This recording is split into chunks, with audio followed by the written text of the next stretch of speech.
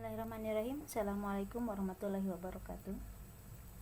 Bertemu kembali dengan saya Nenden Fauzia. Pada kesempatan ini kita akan membahas tentang termodinamika. Dalam termodinamika, ketika ada suatu sistem yang bekerja, maka kita akan mempelajari bagaimana hubungan antara energi-energi yang terlibat atau yang dihasilkan ataupun yang dipergunakan dalam suatu sistem. Lalu di dalam termodinamika juga kita akan mempelajari tentang hubungan antara energi awal dan energi akhir dalam sistem tersebut. Aplikasi dari termodinamika ini sangat luas. Termodinamika ini merupakan suatu bagian ilmu yang harus dikuasai oleh orang-orang yang bergelut di bidang metalurgi, lalu di bidang kelautan, di bidang geologi, di bidang geofisika, di bidang mesin, lalu di bidang biologi, di bidang yang mempelajari tentang bagaimana reaktor nuklir bekerja, lalu di bidang meteorologi, dan tentunya di bidang ilmu kimia. Termodinamika ini berasal dari bahasa Yunani yang terdiri dari dua kata, yaitu thermos dan dynamic. Thermos ini artinya adalah panas dan dynamic itu artinya adalah perubahan. Sehingga dalam mempelajari termodinamika, nanti kita akan awali dengan mempelajari tentang perbedaan antara sistem dan lingkungan, lalu apa itu energi, kerja, dan panas. Kemudian kita masuk ke hukum ke-6 termodinamika dan aplikasinya, hukum ke-1 termodinamika dan aplikasinya, dan berikutnya adalah hukum kedua termodinamika dan aplikasinya, serta terakhir adalah hukum ketiga termodinamika dan aplikasinya. Baik, kita lihat konsep dasar dari termodinamika yang pertama, yaitu kita akan melihat perbedaan antara sistem dan lingkungan. Di mana sistem ini merupakan bagian yang kita amati, sedangkan lingkungan adalah tempat di luar sistem yang merupakan tempat dilakukan pengukuran terhadap perubahan apa yang terjadi di dalam sistem. Jadi misalkan kita mau melihat perubahan yang terjadi dalam suatu reaksi kimia yang kita lakukan di dalam gelas kimia seperti ini. Maka untuk melakukan pengukurannya, misalkan untuk melakukan perubahan suhu, kita akan melakukan pengukuran dengan menggunakan termometer. Maka termometer itu merupakan bagian dari lingkungan, bukan bagian dari sistem. Cuman memang bagian dari termometer itu kita masukkan ke dalam sistem untuk melakukan proses pengukuran. Nah, antara sistem dan lingkungan ini ada sistem yang memiliki batas yang jelas dengan lingkungannya seperti ini, ada batas yang tidak jelas. Jadi kalau misalkan kita lihat yang batasnya jelas, maka kita akan memiliki batasan yang dinding yang jelas di dalam sistem tersebut. Sehingga kita bisa mengatakan bahwa dari batas dinding ini ke dalam, ini adalah sistem. Sedangkan dari batas dinding ini keluar, ini adalah lingkungan. Tapi pada reaksi pembakaran logam, maka antara lingkungan dengan sistem ini batasannya menjadi tidak jelas. Contohnya untuk oksigen yang terlibat.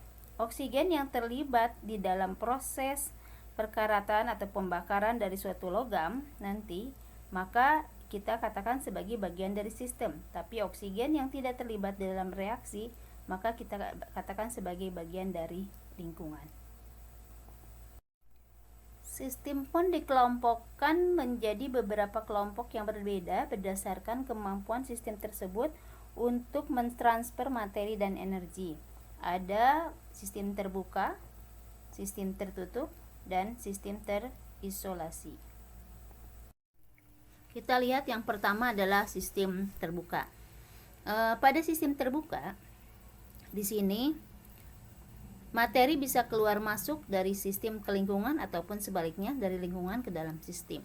Begitu pula dengan energi. Energi bisa keluar masuk baik dari dalam sistem keluar lingkungan ataupun sebaliknya dari lingkungan ke dalam sistem. Artinya di sini materi yang dihasilkan bisa keluar. Misalkan gas yang dihasilkan dalam reaksi dia bisa keluar. Untuk energi di sini maka sistem tersebut bisa mengalami perubahan suhu menjadi lebih dingin ataupun menjadi lebih panas dengan adanya penambahan energi. Seperti apa contoh-contoh untuk sistem terbuka ini? Kita lihat contohnya adalah ketika kita mereaksikan di dalam gelas kimia yang terbuka. Kita bisa menambahkan zat pereaksi, kemudian ketika terbentuk gas dia bisa mengeluarkan gas dan suhu pun bisa berubah. Ataupun ketika kita menyalakan lilin dengan menggunakan korek api, baik reaksi pembakaran pada lilin ataupun pada korek api ini juga terjadi pada sistem terbuka, karena proses pembakaran ini melibatkan oksigen yang ada di udara. Ketika oksigen tidak ada di udara atau tertutup, maka dia akan padam. Lalu reaksi perkaratan pada logam juga merupakan sistem terbuka.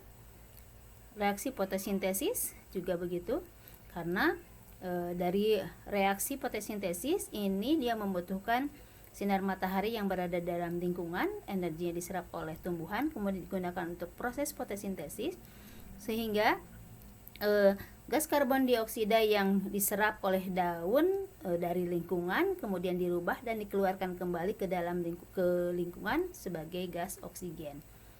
Begitu juga reaksi antara logam magnesium dengan gas nitrogen yang terdapat di udara, ini juga merupakan reaksi yang berlangsung pada sistem yang terbuka. Yang berikutnya adalah sistem tertutup. Pada sistem tertutup berbeda dengan pada sistem terbuka.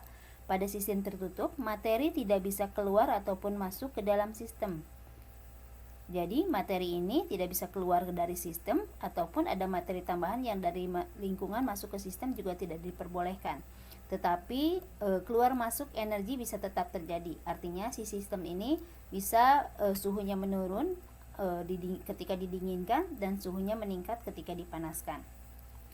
Bagaimana contoh-contoh untuk sistem tertutup? Contohnya adalah sistem ketika kita mengamati perubahan gas nitrogen dioksida menjadi dinitrogen tetraoksida akibat terjadinya perubahan suhu. Sehingga di sini suhu bisa keluar masuk ke dalam sistem, artinya ketika sistem ini didinginkan maka dia membentuk dinitrogen tetraoksida. Kemudian ketika suhunya meningkat, artinya ada perubahan energi atau keluar masuknya energi, maka nanti si materi dari nitrogen tetraoksida ini berubah menjadi nitrogen oksida tanpa adanya materi yang keluar dari sistem tersebut. Ataupun ketika kita mau mengamati suatu reaksi tentang pembuktian hukum kekekalan massa. Pada proses pembuktian hukum kekekalan massa, kalau kita gunakan sistemnya terbuka dan ketika reaksinya menghasilkan gas, tentunya sejumlah gas akan lepas, sehingga kita tidak bisa membuktikan kebenaran dari hukum kekekalan massa tersebut. Maka untuk membuktikannya kita membutuhkan sistem tertutup sehingga kita pastikan bahwa tidak ada massa yang lepas atau keluar dari sistem. Tetapi untuk sistem ini ketika dipanaskan ataupun didinginkan tetap terjadi perubahan suhu. Atau misalkan kita melakukan suatu reaksi seperti reaksi destilasi ataupun reaksi-reaksi yang menggunakan alat-alat yang dalam keadaan vakum seperti reflux ataupun pada proses evaporasi ini dalam alat evaporator, itu biasanya digunakan sistem tertutup untuk menghindari adanya gas-gas pelarut yang lepas. Kemudian termometer juga merupakan sistem tertutup karena si termometer ini berfungsi untuk mengukur perubahan suhu. Jadi kalau dia sistemnya tidak bisa melakukan transfer energi, maka dia tidak akan melakukan perubahan suhu. Artinya tidak bisa dipakai sebagai alat ukur. Tetapi raksa yang dipergunakan di dalam alat termometer ini tidak diperbolehkan untuk keluar. Karena kalau keluar, apalagi kalau isinya raksa, raksanya sendiri berbahaya. Dan tentunya kalaupun misalkan isinya alkohol yang tidak berbahaya, tetap tidak boleh keluar karena itu artinya alat ukurnya sudah tidak berfungsi ketika jumlah zat yang dipergunakan di dalamnya berkurang. Ataupun misalkan kita bisa ambil contoh lagi yaitu lampu pijar. Dalam lampu pijar ini harus dipergunakan sistem yang tertutup. Karena kalau misalkan ke dalam lampu pijar ini terjadi kebocoran, berarti adanya oksigen yang masuk ke sini. Kalau oksigen masuk, maka si reaksi yang terjadi ini adalah reaksi pembakaran secara bebas yang akan membuat si kawat wolfram ini habis terbakar. Dan lampu pun akan menjadi cepat putus.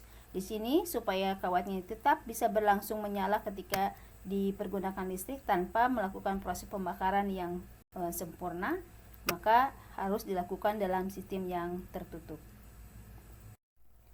Sedangkan sistem yang terakhir yaitu berbentuk sistem terisolasi, di mana sistem terisolasi ini baik materi ataupun energi dia tidak bisa lepas keluar masuk di dalam sistem ke lingkungan ataupun sebaliknya dari lingkungan ke dalam sistem pun tidak bisa masuk.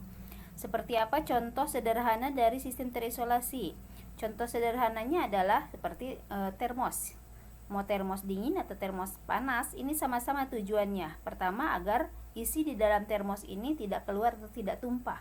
Yang kedua, agar suhu di dalam wadah termos ini tetap. Kalau kita isikan material yang dingin, agar tetap dingin, dan kalau kita isikan air panas misalkan, maka tujuannya adalah menahan tetap suhu air itu tidak berubah.